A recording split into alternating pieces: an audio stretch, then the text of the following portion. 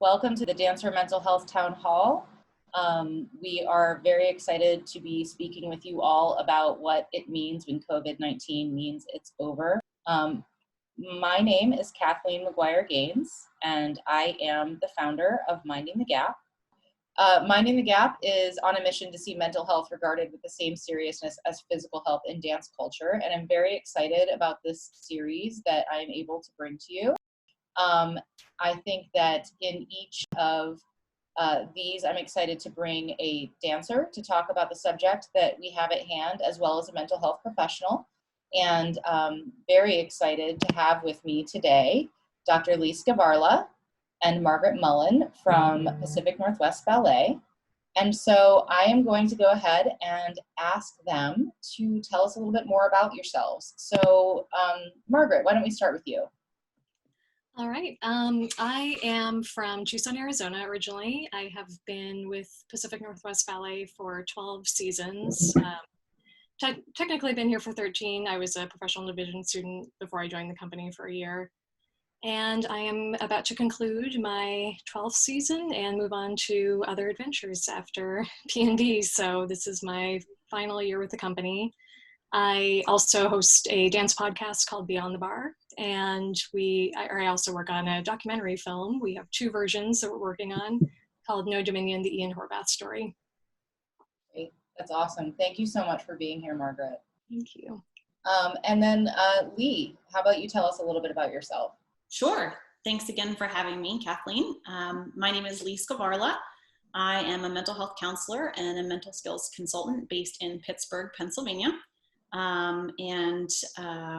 I guess what you can know about me, my doctorate is in sport and exercise psychology, and my master's is in mental health counseling.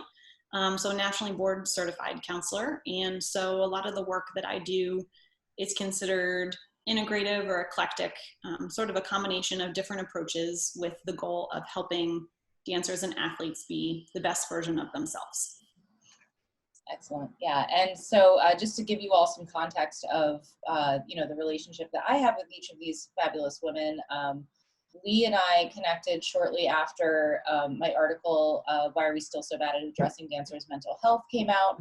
And she is actually, as she just said, here in Pittsburgh where I am, and has since become one of my advisors for Minding the Gap and, a dear friend. And I'm very grateful for her contributions to this effort. And then Margaret, I kind of, we have like a degree of separation as happens in the dance world, I think. And when I started following Margaret on Instagram was when I started really seeing the ways in which she's really committed to helping other dancers. And so I'm thrilled that you're both here, and especially Margaret, for you to be willing to come and kind of be vulnerable and share with us how you're feeling and what you're going through in all of this. So just to all of our participants, I have some quick, what do I want to say, housekeeping that I need to do. So really quickly, we're going to click over here because I'm so good at technology. Okay, there we go. So this discussion is meant for educational purposes only, and it is not a medical service. If you're in need of medical support, please contact your primary physician for a referral, or you can see some resources on the Minding the Gap webpage. Our guests today are representing themselves and not their affiliated organizations or institutions. And please do also feel free to ask questions as we are talking. You can do that in the Q&A feature, or you can throw things into chat if you would like. If we cannot get to everything all the questions that we have, then we will address them later. This is just going all kinds of wonky for me, guys. Okay, here we go. So I think, Margaret, let's start with you. Could you start by, you mentioned that this is the last of your season for, of your time with P&B. Can you talk a little bit about kind of, the realization, like when did you realize that potentially this like final performance with this company you've been with for over a decade wasn't going to happen? And how did you feel about that? It's kind of been a gradual process of realizing that, actually. The first moment was in March, actually, when all of this first hit. It hit so aggressively in Seattle so quickly, and I know there's been a lot of uncertainty about how long it would last, but the severity of it kind of put it in the back of my mind that this might be kind of a long haul situation. And for us, it was the Director's Choice show, A Million Thousand Little Pieces, A Million Little Pieces, I can't remember what the rep was called. Anyway, we ended up having to cancel that rep the day before it was supposed to open. And so I was actually in a cast that never even made it on stage for a dress rehearsal. So that was kind of a big moment, and having to be backstage watching that moment was difficult. It's like, this was my last chance to get on stage in another David Dawson ballet before I end my career. And that felt very heavy because his work has been a huge part of my career. And it just kind of started snowballing from there. Just a lot of the dancers, I think, sorry, there's some kind of garbage truck or something nearby. Hope you can't hear that too much. But yeah, I think for us, we realized we saw the rest of the city shutting down, and we knew that PNB was trying to be optimistic about things like Giselle and the rep following, but watching the city around us just go into lockdown kind of triggered those feelings pretty early on. I had a full-on meltdown, which needed to happen. It was just kind of that release. I think it was mid-April. I had a phone conversation with Peter Bowl, my boss, and we discussed, we finally had that discussion of, it's really not looking likely that the final rep is going to happen. It doesn't look likely that Encore is going to happen, which would be my retirement performance from the company. And what should we do? What are we thinking? Should we try to videotape something? And after that conversation, I think it was around 10 o'clock in the morning, I did the extreme shower cry moment.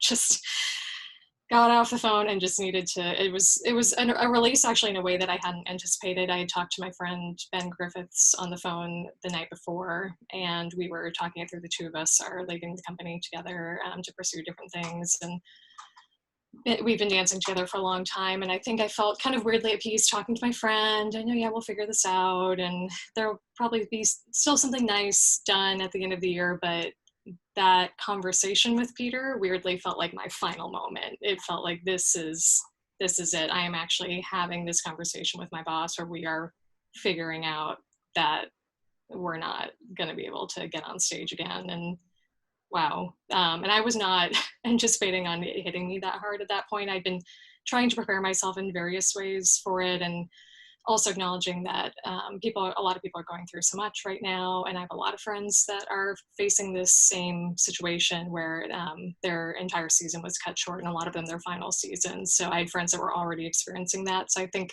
I kind of had this feeling like, oh, well, I've already seen people go through this, and be calm, and we'll just gradually take it, roll with the waves. And then that day, it hit me. And so really mid-April was the big one. And I've had a couple moments since where it's hit me a lot, but I think, that middle of April conversation was the biggest moment of, yeah, this is it. Yeah.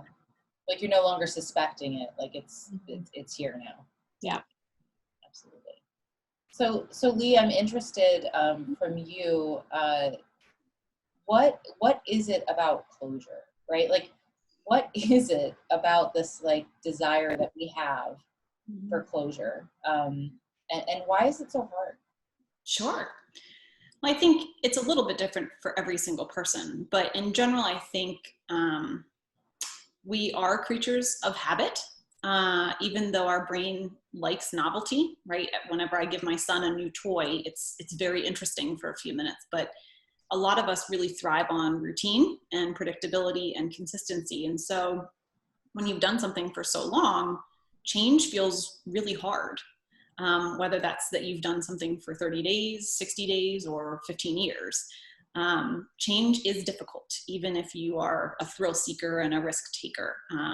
because a lot of our day is the same. When we get up, what we put in the microwave for breakfast, the clothes that we put on our backs. And so change is really hard. We're all capable of it. Some of us manage it better than others, but we all have the capacity to do it.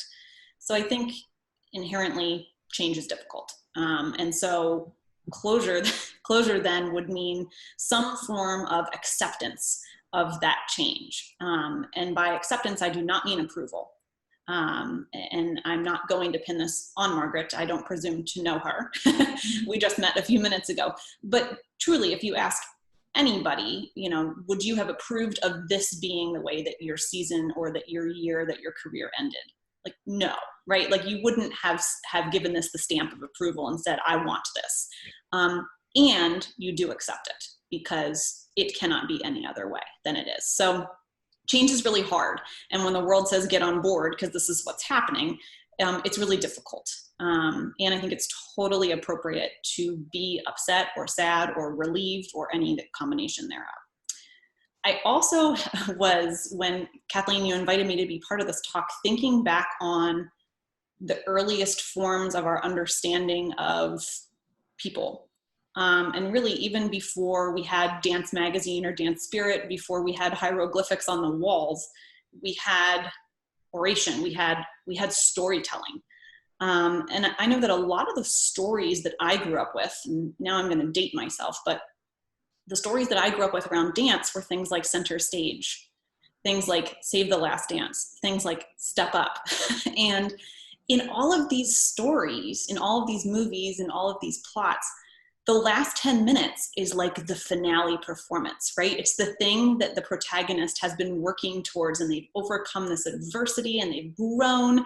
And then it's this beautiful performance that's executed perfectly and everybody stands up and cheers, and then the credits roll. And I think that we all relate to storytelling. And so we map onto that and we love that and we root for that. And yet life does not always happen that way. That's why I think film, while it can be very validating, it's also an immense escape from reality. And so while there's something cathartic and pleasing about it, it can also be incredibly invalidating of what's happening right now. And so I think stories have a natural arc to them. And when your story doesn't go the way that most stories you've been told go, that's a lot of what we call cognitive dissonance, right? A disconnect between what you're experiencing and what you think the world should be doing or how your life should be going. So the predictability isn't quite there. And then lastly, I think we create closure, or closure is important because of the meaning we give to it. And I'm going to insult all of the household pets for a moment, and I do apologize in advance. But I'm thinking back to when I was a kid and we would go to some sort of local fair or horse show, and I would come home with Goldie, right? The name was always Goldie. It's a goldfish, right? And Goldie would inherently die after a few days because Goldie is Goldie. And for me, that's a very uncomplicated grief, right, in life, that our goldfish will last a few days to a few weeks. If you're lucky, maybe a few years. And then Goldie will go down the toilet. And we move on, right? We might say a prayer, or we might, I don't know, do something for Goldie. And then we move forward with our day, right? We go and we eat our pizza. But I think that when something holds so much meaning, when you've done something for a decade, when it has become entrenched, it's become part of your identity, you can't just flush that down the toilet and go eat your pizza.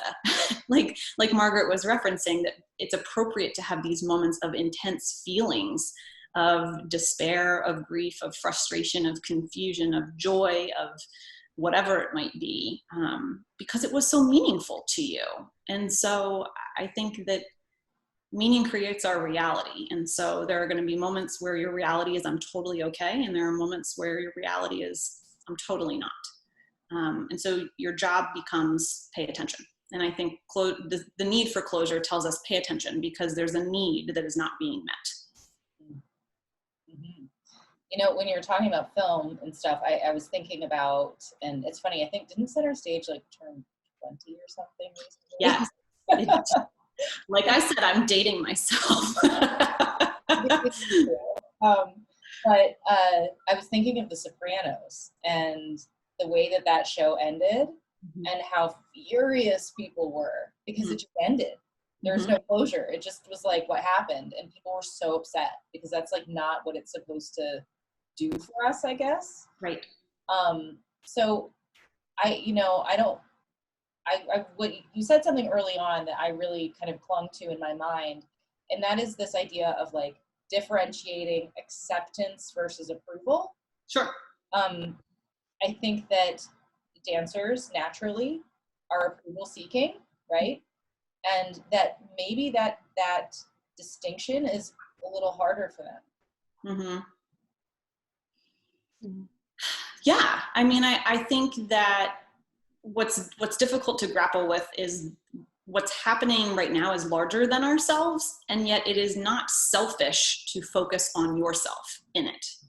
I think that both can coexist. We can be having a global pandemic and you can be having a pandemic within yourself, that both can happen simultaneously. And that while I've seen a lot of tips recently about practicing gratitude, right? Like at least Margaret had 12 seasons, right? Like at least I have food in my fridge. At least I stocked up on toilet paper. Sure, but at least Brene Brown, who is a very well-known blame and shame researcher, she talks about silver lining it and how it's really a way that we don't connect with other people, that we really need a lot more empathy in the world instead of sympathy. And so she talks about the silver linings and the at least games. And I think we miss an opportunity to say like both are okay in that moment. And so, yeah, for me, acceptance versus approval is if any one of us could go back and say, would you like a global pandemic or not? We would all vote no. And yet it can't be any other way. Like the global pandemic has happened. And so as a result, these are the ripple effects. We don't have to like it, but it's also not a problem you can solve. And that's the piece, my approach has evolved over the years. I think that in some instances, therapists or friends or parents or whoever you're leaning on right now can help you. There are some problems that are solvable and there are some that are not. Unless anyone on this call has a doctorate in immunology and infectious disease, you're not going to solve the current crisis. You can help it though, by staying at home and wearing your mask and practicing good hygiene. But you can solve the problem of, do you want to totally disconnect from dance or not? So taking online classes, volunteering your time to engage in things like this. So I think too, when we attend to a problem that's not solvable, that makes us feel really out of control and like life has taken over. But if we can work on maybe solving the problems that we can solve, I think the mental skills piece can really help us there, like controlling the controllables. And the things that you can't, can you learn to tolerate them? So, as Margaret was saying, there are going to be moments where I accept that my life feels like the ocean, like the waves are going to come crashing in. And inevitably the wave will go back out. And that's sort of one of the differentiating factors between grief and depression would be, right? Grief is sort of like the ocean that comes and goes in waves. Sometimes they're predictable and you can see it coming and you can see it picking up pace and picking up droplets. And other times it kind of surprises you. Like you thought the wave was kind of small, but it's a lot larger. Whereas depression, we're feeling a little bit more like it's the backpack that you can't take off. And that is definitely something I want to dig into a little bit more as we discuss. Margaret, was there, as you're listening, I don't know if there is anything, is that stirring anything in you in terms of your own experience? And if not, that's fine. I just want to It's hard to know where to start with that because so many things. It's funny you mentioned the movie aspect of this, but for me, I would say that I think any dancer that has danced in a professional ballet company for any period of time has been trained to search for that kind of closure within the company, because I personally have watched, since being a PD, 12 years worth of dancers having an encore performance, taking a final bow, various versions of that, like very long careers, very short careers, full retirement, moving to other companies, all these things. But that moment always happens. And I think a lot of dancers are in that situation where, not even in like movie fantasy world, it's just your company has taught you that this is what is supposed to happen. And I've been taught that personally for 12 years. I have watched generations of dancers before me go through this moment and have that final experience. So yeah, it's interesting. It's for me, it's not even center stage partially, you know, because I grew up watching that too, but really I have been trained to seek that kind of goodbye. And it's funny, I just recorded on Monday an interview. We're trying to put together like a goodbye P&B video for Ben and I, which I appreciate. It's a really lovely gesture from the company. But it was really difficult to record that. I was just talking into my iPhone, not talking to anyone. And that moment of the prompt of, you know, what would you like to say to P&B audiences that have supported you for all these years? That's so hard. And I talked about that. I don't know if it'll end up in the final version, but I did, when I was saying my video goodbye, say that it's difficult. I'm a dancer that feels a lot of energy from the house, you know, from the audience, from my coworkers, you know, from my fellow dancers, from the crew. I'm very close to a lot of our crew members. There was something I was seeking there for sure, with like having that moment of being surrounded by them physically and feeling them and having the opportunity to say thank you and hugs and all of that, because I've seen that done every year. And I think I was attached to that for sure, that idea, because it's just so much appreciation around all those people that are gathered there to be a part of that with you. So yeah, that definitely spoke to me. Yeah, no, I mean, it's an impossible thing. I mean, I've said this repeatedly, but I'm going to keep saying it because I think it's true. I mean, it really, it's very akin to, you know, your final performance is coming and, oh, you just blew out your knee. Like, the dance world is collectively injured right now, right? And I think that is incredibly hard. And I mean, like, on the one hand, it is collective, right? So you have community around that experience, but to Leigh's point, like, you can try and have all this empathy for everybody else, but like you're allowed to be alone in that sadness and that disappointment. Yeah, that's something I've talked with my friend Josh Spell a lot, who I know you know, wonderful therapist, former dancer. And I just actually had him on my podcast again, which will be coming out soon, to talk about a lot of this too. We've been talking about it for the last couple months, and something that he's been through too, but he keeps saying, it's like, you know, we just need to remember it's not a competition, and this is extremely meaningful to us. Like, this is at its core all I have wanted most in the world most of my life, was to have this career, and to have it end is painful. And I think in any circumstance at any time, it's painful. So that suddenly doesn't just disappear just because of the global impact of all of this. Like, all those feelings are valid. And for a lot of us, we've been doing this since we were 4 or 5 years old. You can't just like, well, but in comparison, it doesn't matter. You've been after this the vast majority of your years on this earth. So it's not just going to be like oh, well, that right. Didn't happen the way I hoped. The end. It's not the carnival goldfish. No, it is not Goldie. And yeah, if I can just briefly, just totally get behind that. This is a very opinionated statement, but those who work with me know I sometimes have opinions, which is I really do not like the phrase, we are all in the same boat. We are very much not in the same boat. We are all weathering the same storm in the global crisis sense, but our boats look very different, right? Some of us are like Tom Hanks on Castaway. Some of us are on a nice big yacht, and everything in between. And so I think for me, it's reminding myself we're all rowing in the same direction, which is towards health, towards wellness, towards resilience. But our boats look a lot different. And so I think it's very appropriate what Margaret is saying, which is, you know, you cannot compare one's career to another's career. You cannot compare my pain to your pain. It's all real and it's all different because we are different humans. You don't share a brain, so you're not having the same thing. Mm-hmm. I just did an interview with an incredible psychologist named Joanne LaFlèche from, she's in Montreal. I was interviewing her about grief and depression, which is definitely something I want us to dig into. But something we talked about in that interview that I thought was so important, and it's what you're saying too, Leigh, is that, you know, everyone could have lost the same performance, right? Like everyone at P&B has lost the same performance you've lost, right? Like that performance is gone. But the value of that performance is completely different for each of those people. And for some, it may be overt and like clear, like in Margaret's case, like it's completely understandable, like that this was an important performance, right? But, you know, and for others, like it may be a little bit more nuanced and not quite at the surface, like what the value of that performance was.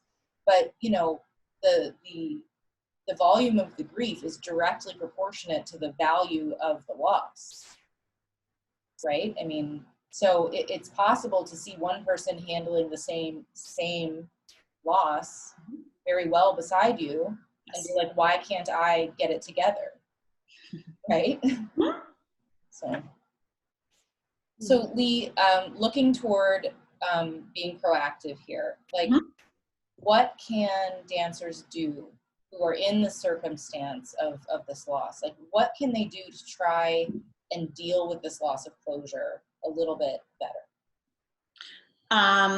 They can do lots of things. I think that if you treat this as a loss of some sort, what have you done before if you've had losses in your life or transitions in your life? So I mean, certainly if you've lost a person, you can reflect on that, what that process was like, because a lot of folks will say if dance was your calling, it feels like a part of your personhood has been lost.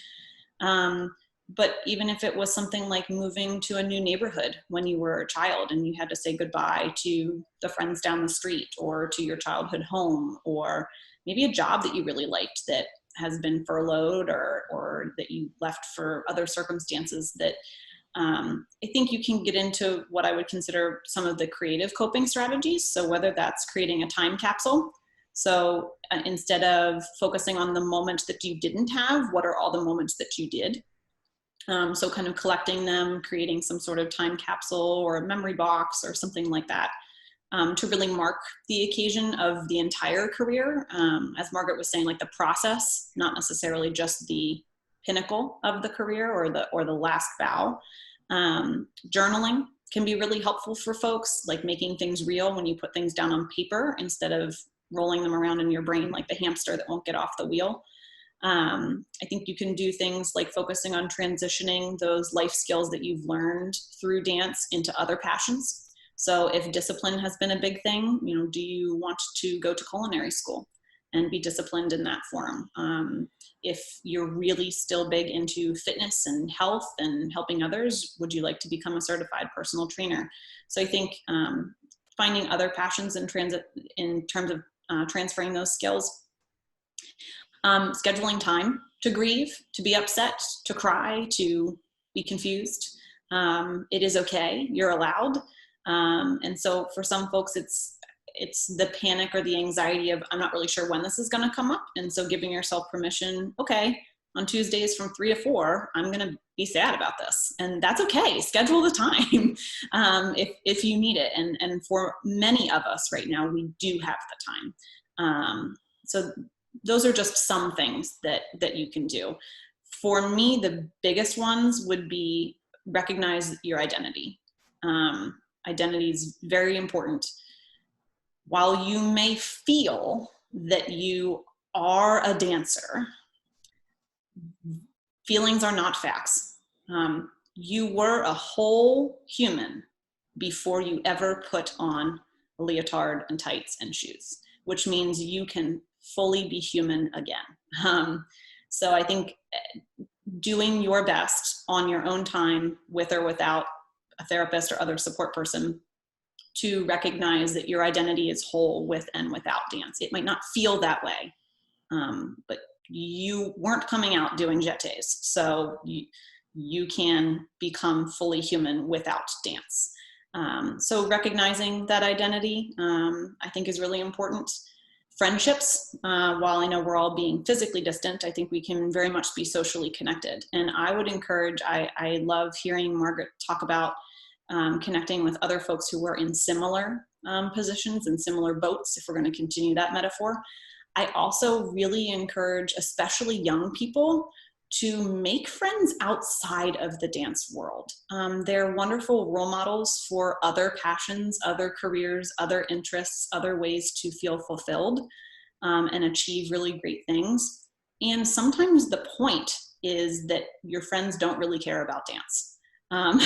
Not to invalidate your experience, but to reflect that it is not the end of the world. It is the end of something, but it is not the end of the world. And so that might be able to give you a little bit of lift sometimes when you need it. And lastly, practicing mindfulness. Stop the chain that is stimulus response. That every time you think retirement, you must cry.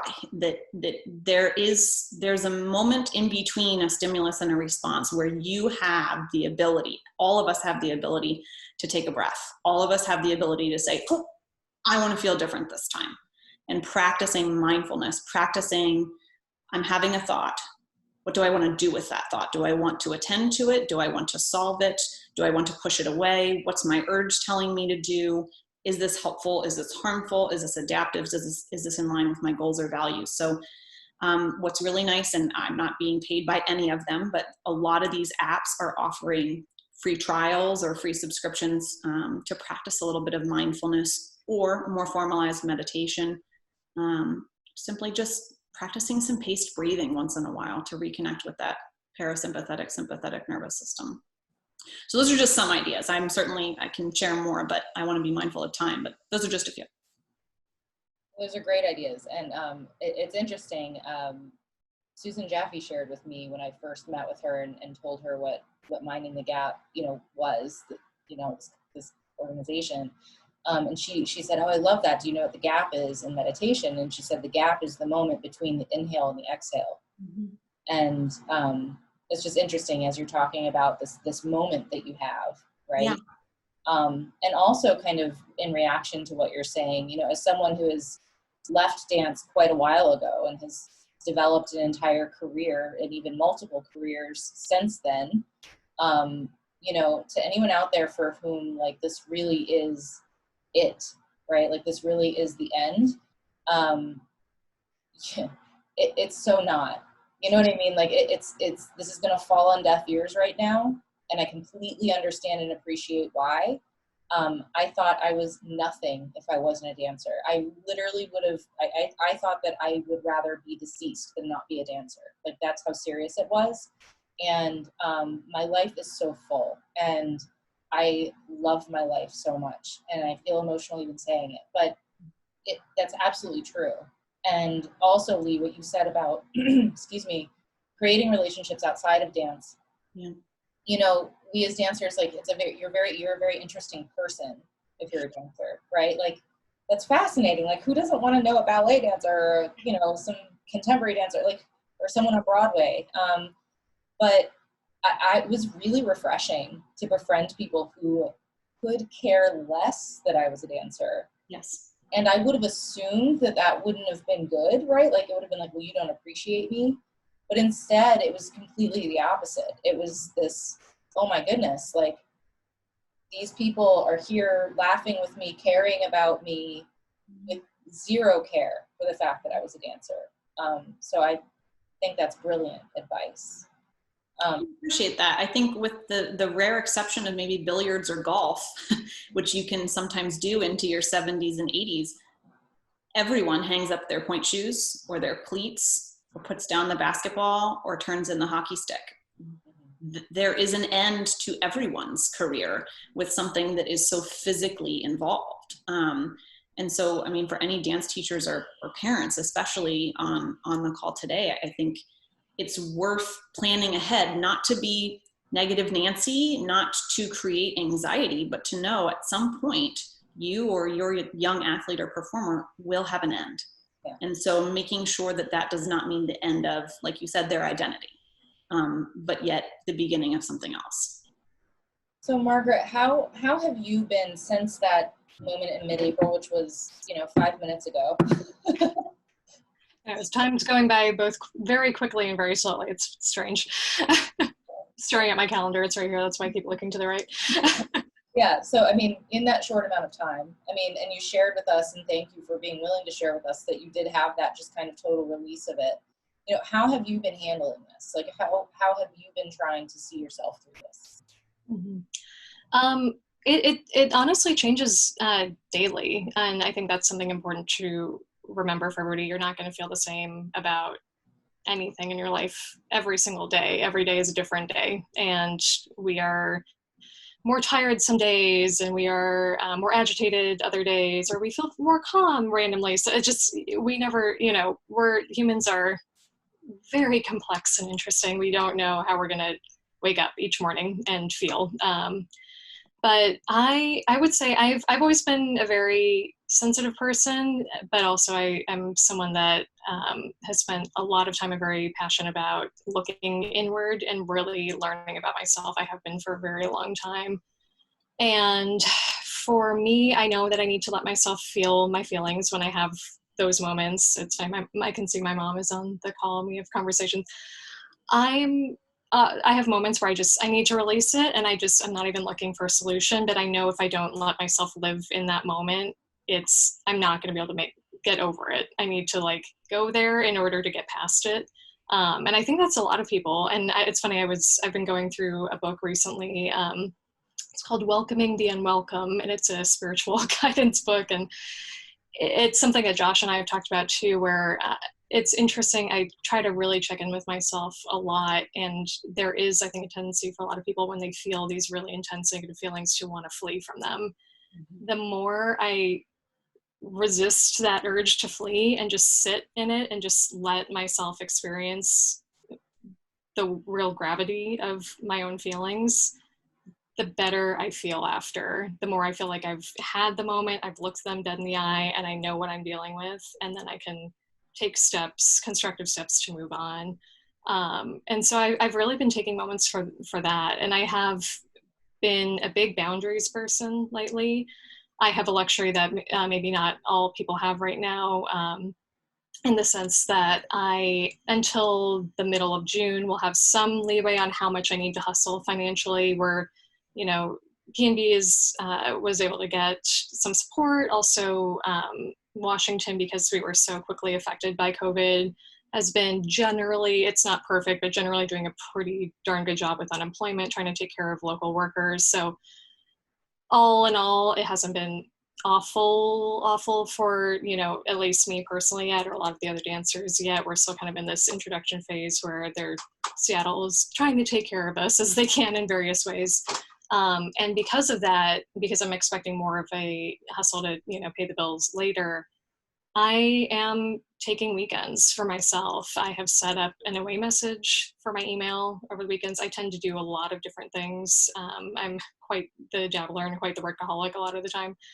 And I've realized that I'm still grieving this, and I just need to give myself time not to be bothered by other people or work when I don't want to be. And I crave quality time with my husband, who works really hard during the week too. We're both at home working, and we both need to shut off over the weekend. Like the emotional bandwidth is not large enough for us to just keep plowing ahead every day of the week. And so I've been saying no. I was asked by a couple places if I would consider teaching online over the weekends. I said no. I said maybe in a couple months we can definitely revisit this as things shift and things evolve. But as of right now, until I get through the season, until I get through my P&B time where I'm feeling all of this and give myself time to feel all of this, I'm not willing to give away my weekends for myself and for my husband, and just to kind of just take the energy level down a notch. That's been really important to me. But yeah, I think I love everything that Leigh said about just taking the time to find yourself. I have been saying for quite a while now that I'm tremendously grateful that I went to normal school. I would have, in the moment when I was younger, I wanted to go away so badly, early, graduate early, go to dance. You know, I was I'm still obsessed with dance, obviously. Like I've built my entire career and other careers that I'm planning on around dance. However, it was wonderful long-term to be used to being around people that are not dancers. and to have friends that are not dancers. And actually, to this day, most of my best friends, I love my dancer friends too, but most of my best friends aren't dancers. My husband is not a dancer. Most of them had no experience stepping into a theater when we became friends. And now they support me, all of my shows. But it's wonderful to experience other types of people that are doing other things during the day, and to realize that your connection can be through the human experience, not just through your job. And when I think about like who I am, I'm very proud of getting to a place where I really think more of qualities than of, my resume. I don't think Maggie is or Margaret is a dancer and this and that. And I actually have become very in touch, I feel, with the kind of person that I am. And I think that is helpful in moments like this. And something I am is a nurturing person. And it's really made me passionate about leaning into that more during this time, and trying to, I'm working on getting out podcast episodes every week, hopefully soon, in order to connect with dancers and help them through this. And I think for me too, I've been pouring myself into other work I was already doing. I've been in an entrepreneur course or an entrepreneur mastermind for 9 months already. And it's a course that will continue through December.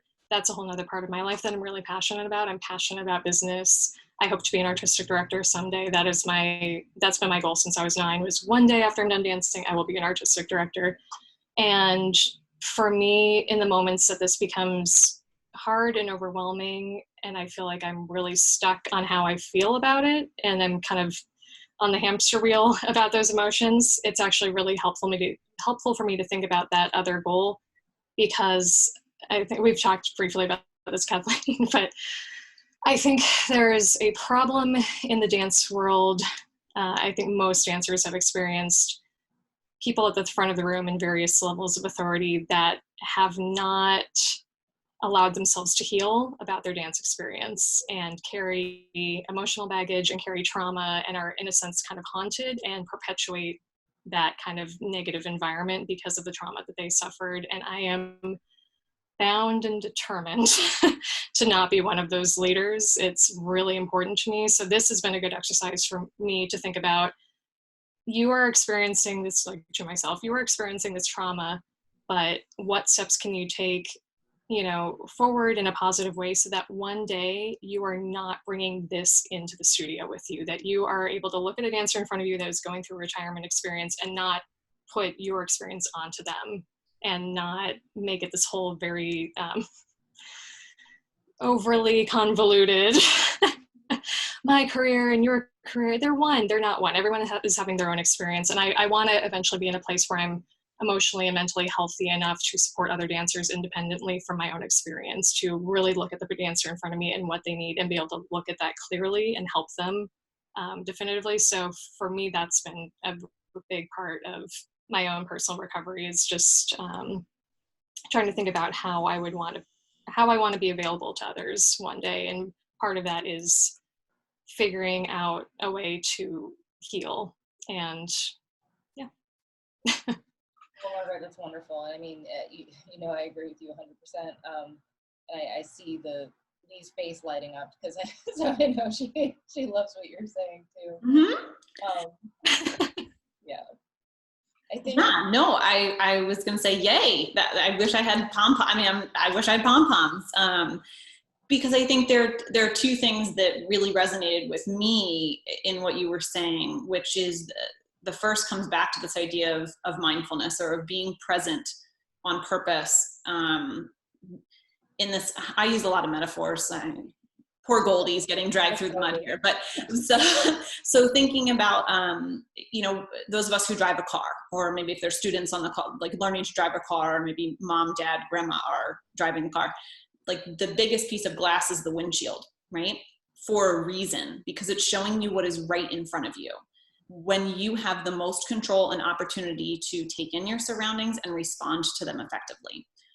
If you get in a car, and don't try this, but if you get in the car and you drive only looking in the rearview mirror, so as Margaret's referencing, if you are so focused on your own trauma or your unhealed wounds, or even from a mental skills perspective, take the mental health out of it for a second, if that's a thing, you know, that you have a skills deficit, something that you've never practiced. You're not being present with yourself or the person whom you're trying to teach or serve or love or whatever. And we also do a disservice when we're too far ahead, right? When we're being too idealistic, we're being too anticipatory, that kind of like our GPS system, when it tells us, you know, in 2.4 miles, you're going to turn left. Well, a lot could happen in 2.4 miles. So I'm going to prepare to turn left, but my turn signal is certainly not on yet. So that really resonated with me. What you were saying is I'd like to be able to get to the point where I can be present with what's in front of me without looking in the rearview mirror all the time. We all look in the rearview mirror sometimes to help us park, to give a reference point, make sure we didn't miss an exit. And I think that that's perfectly reasonable. But I really loved that you said. And the second thing that was resonating with me, because you have made some references to more of a spiritual reflection, and I think that's highly personal, right? Some folks will bring prayer into this, or they'll bring a spiritual practice into this, or they'll bring a pastor or an imam or something into this. There's an old Buddhist saying, which has become more popularized more recently. There's a blog post on it too, I think on Psychology Today, that I can send your way, Kathleen. But it's the idea that pain is inevitable, suffering is optional. And it's sort of the concept of we're all going to experience pain in our lives. That's part of, as Margaret was saying, the human experience, regardless of whether you're a dancer or you're a grocery store cashier or you're a mother of 4. It doesn't matter. You're going to experience pain, but the suffering is optional. And that is, do you focus on your controllables? Do you acknowledge your self-talk? Do you set yourself up to be successful and adaptive? And in the moments where you can't see the light at the end of the tunnel, do you ask for help? I think that's really important. Like, you don't have to forget dance ever. Just like if you've ever lost somebody in your life, or you've ever moved away from a childhood neighborhood, you don't ever have to leave those things permanently. They don't just disappear from your brain. But take them with you. Get them in the car. Maybe put them in the back, or put them in the passenger seat, or maybe they're kind of like sharing the driver's seat with you legally. But you can take those memories and those strengths and those life lessons with you. But they're not all of you. And so kind of rolling it into the next thing so that you can keep driving forward. Absolutely. Yeah, absolutely. And in the interest of time, I have one final kind of topic I'd love to discuss with you both. And by all means, if anyone has questions, if you have something percolating, feel free to throw it into the Q&A, and we'll try and get to it. But, Leigh, something I think that's really important for people listening who are going through moments like this in their life is this distinction, right, between grief and depression. And you touched on it a little bit earlier, but I think it's natural because the kind of symptoms of grief and depression can look so similar, right? And feel so similar. Yes. And I think that it is good and right and natural to check in with yourself and ask, like, is this grief or is this depression, right?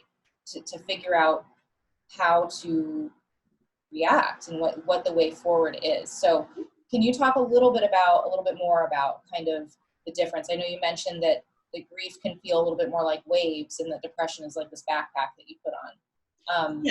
Or you're wearing. You didn't put it on, but you're wearing it. Yes. Yeah, and I think for our purposes today, I'm not going to go into things like the DSM or whatnot, but I think, yes, inherently, since I'm apparently on the metaphor train today, yeah, depression is a lot more like a backpack that you can't take off. And so a lot of folks will describe that as going through life feeling like you have extra weight, unrelated to a physical or medical condition. So difficulty getting out of bed that is prolonged, feeling sad for 2 weeks or more, things like that. Life feels really unmanageable, like you can't do it with the functionality that you were doing it prior to the onset of it. Grief, yeah, tends to come more, like I said, the ocean. It comes in waves. Some of them are predictable, some of them you can see, but some of them you really can't. And I think what's so challenging for folks is you can have both. If you ascribe to the Kubler-Ross model of grief, which we know that there's a lot of evidence for, and yet grief doesn't happen in these nice, neat phases that we read about in textbooks. But depression is one of the stages. And so along with bargaining and acceptance and things like that. So I would encourage folks, whether it's for yourself or for someone else, don't get caught up in the semantics. The idea is that if you're feeling not like yourself and you aren't quite sure how to get out of it or how to manage it, then it is time to ask for help. And it might not be, the first step might not be therapy. This is not a PSA for therapy. It might be a mental skills professional, someone who has education in sports psychology. It might be a pastor. It might be a spiritual leader. It might be your mom, your dad, your uncle. It might be your dance teacher. So yeah, certainly check out the resources that Kathleen has on the website. But I think they both can coexist. You can have grief and depression, and also one can kind of cause the other. And that's what's difficult too, right? Is that prolonged grief can turn into depression. And you may also be someone who's dealing with depression, and then on top of that, you've got some grief happening. So the best thing I can say is, like, I don't know how many people go to the podiatrist and say, well, when I go up on releve, my third metatarsal kind of hurts, and so I'm thinking there's a hairline fracture there. Could you please give me an MRI? Like, no one walks into the podiatrist. You walk in and you say, my foot hurts, right? Like, the podiatrist doesn't expect you to diagnose yourself. And so same thing with mental health. Same thing if you're looking to strengthen your mental skills. It is enough to say my brain hurts. It's enough to say I feel like my emotions are running my life. It's enough to say I'm so sick of crying. It's enough to say I don't feel comfortable expressing what I'm feeling in my house. That is sufficient. There's no golden ticket to get into therapy or into mental skills work or the like, that you can just show up and say something feels off, help. You don't have to worry about bringing your diagnostic code with you. Yeah, and I think Leigh and I have presented together in in-person discussions and things with dancers in the past, and I think a question we almost always get is, how do I know I need to talk to someone? How do I know it's bad enough that I need to talk to someone? That's a good question. And then Leigh goes, you just answered your own question. Because, we have this, this notion that going to therapy or seeking help in some other way, right, is something you do in crisis, right? But it's okay to seek help because you're stressed. It's okay to seek help because you're sad, right? So I hope we can kind of normalize that for everyone here. And I know Margaret talks about speaking with her friend Josh Spell, who is fantastic and a wonderful clinician. And, even in that friend zone, like, that is help-seeking behavior, to be like, I want to talk to this friend. I'm here to tell you, like, I text with Leigh in the middle of the night sometimes, and it's very much in the friend zone, but it is sometimes very help-seeking behavior, right? So I just want to kind of try and normalize that for everyone.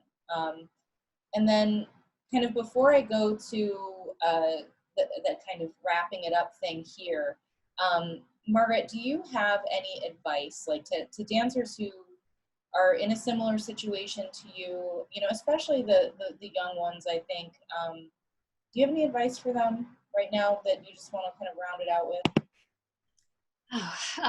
Yeah, it's such a heavy thing that everyone's dealing with. And as I like that you just mentioned that young dancers are facing this too.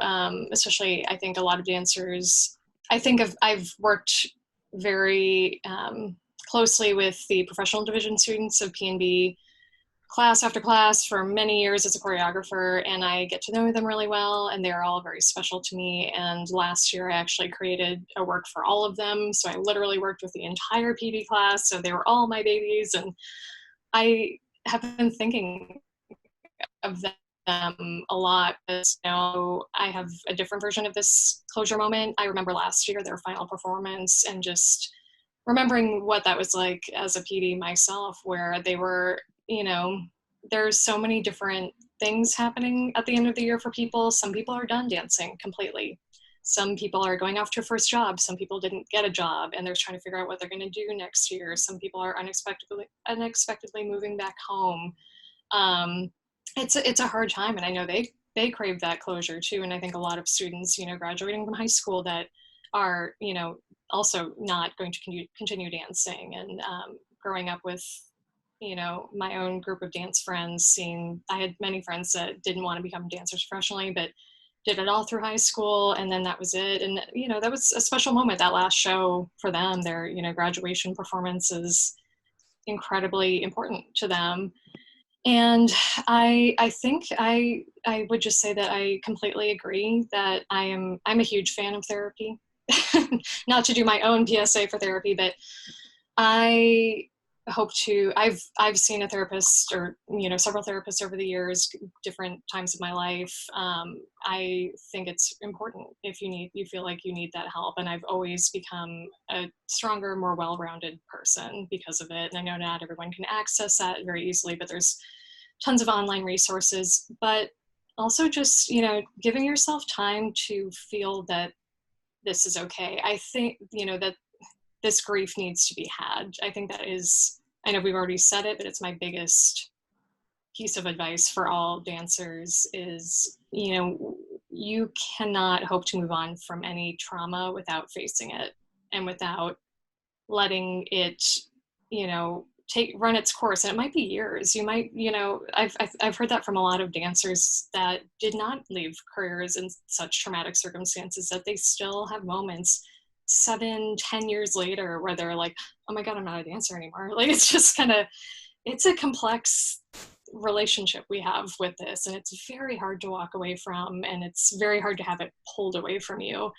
And I hope that everyone will give themselves the grace to feel sad, because I think that's been one of the biggest things that I have seen and had people reach out to me online about, is the fact that there's a weird element of shame, as we discussed, around feeling sad about something that seems trivial in the grand scheme of what is happening. And we just have to realize that this is not trivial. And also that, I've mentioned that I want to be able to help other dancers that way, but all of us, I know, hope to live happy, healthy, balanced lives years from now, once we're through all of this, with our family members, with our friends, with our partners, with our, children, if we have them. It's, you want to give yourself time to feel this, so that it's not the monkey on your back for the rest of your life. And if you just try to ignore it because this seems worse, it's always going to be with you. I mean, this experience will be with all of us regardless. This is a big, big moment globally. This is unprecedented, and we just need to give room for all the levels of grief that are happening around this experience. And so I think that would just be my biggest advice. And I've really, really advise people to just let themselves be sad, not to say that you should live there. And if you feel like you need help, get help. But I think there is something to just, like I said, I get those feelings too. It's like, it's not a great feeling to be sad. You want to run away to, a funny TV show or that, but every once in a while you kind of just need to let yourself feel it. Like, I'm rewatching The Golden Girls. That's been fun. I'm still going to do that, but I'm also still allowing myself moments to just feel sad and know that that's going to come up. And I think also too, to not give yourself a timeline on recovery around all of this too. I think for me, my mentors, Borikars, we had very similar early life experiences, and certain traumas, it's been nice to talk to her because we view them more as building blocks than weights dragging us down. We've learned a lot from them. They've developed us into the people that we are. But a lot of that stuff, from earlier in my life, that was difficult, I still think about. It's not that I've forgotten it or I've moved on and I'm immune to what any of that meant or things that made me sad a very long time ago. These things are always kind of with us, but so don't expect that if I tackle this now, that's it. That's, I'm done. I won grief. Like, there's no just, it doesn't just disappear, but just giving yourself grace around, like, this is going to be a gradual process, and we just need to allow ourselves to feel it, in my opinion. So. Yes, I mean, absolutely 100%. And as someone who stopped dancing well over a decade ago now, I can tell you that you're right. I mean, it's I don't know if it's comforting or not, but it's a process. And the thing is that I think it comes to visit you less and less often, right? But it just continues to exist on some way. But that's because what you did was important. And that's because what you did was valuable. And if you walk away from it we're going to bring it home with one of your metaphors, Leigh.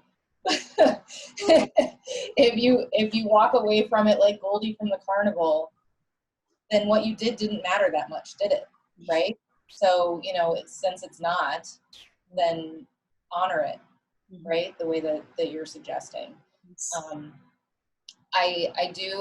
gonna start to wrap it up a little bit. I appreciate some of the comments that have come in, like thanking our guests, and truly, like, thank you both so much. It means so much to me to have such incredible professionals and human beings willing to kind of stick their necks out and do a public Zoom call with me. And Margaret, to you in particular, like, thank you for being willing to have this discussion, and especially in the middle of all of it. That's really, really huge, and means the world. I have no doubt you're affecting a lot of people with that. Of course, my timer just went off to mess me up. So I am going to, this is the scary part where I start trying to share things again, you guys, so hang in there with me. So I'm going to go ahead and share this. So these are the ways in which you can get in touch with us. If you want to get in touch with Leigh, please just reach out to me. You can send me a message on the Minding the Gap website, and I can get it to her. And then there are the ways to follow Margaret and her many facets of talents in her podcast and her documentary and all these other amazing things that she's doing. And I am not going to ask Margaret to dance, but I do like to, like 1, 2, 3, go. I do like to round this out. This is something I want to do at the end of each of these. I think that this time that we are all separated from, the ability to dance and the ability to truly like be in the studio dancing or on stage, this is the time to reconnect with why you started dancing in the first place. And as someone who interviews people and dancers all the time, I can tell you that you all started because you loved it. You all started because it was joyful. And as the mother of a 4-year-old, I can also tell you that I watched that in real time. So, as much as there's the opportunity to take all of these classes and do all of these things, I hope that you also will just take a moment to put on some really good music and just move your body and like feel that and feel how great that is. So I'm asking my dancer guests each time if they could tell us what our Dance for Joy song is going to be. So Margaret, what did you pick? Well, I'm a big fan of Kylie Minogue. I think she's a really incredibly resilient lady. So I figured that would be a good fit for this. Uh-huh. It's Into the Blue, which is one of my workout songs sometimes when I just need a little extra kick in the butt to get going. So. Sounds excellent. Okay, so hopefully the sound quality will be okay because I'm still trying to figure all of this out. But I'm going to put on Into the Blue, and I want to say thank you to my guests for being here, and thank you so much to all of you who came to be part of this discussion. And here we go.